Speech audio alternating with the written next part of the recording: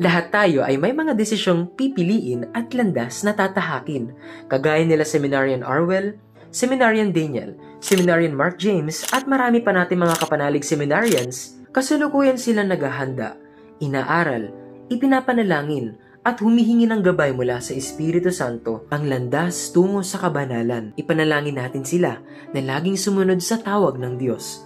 At sa pagtawag ng Diyos, lahat tayo ay tinatawag niya.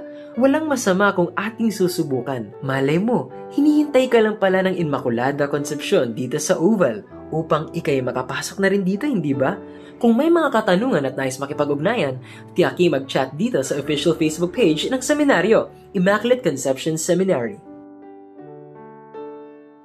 At sa pagtatapos na naman po mga kapanalig ng isa na namang Math Ventures, nandito po sa likuran natin si Saint John Maria Vianney, ang patron ng mga pari.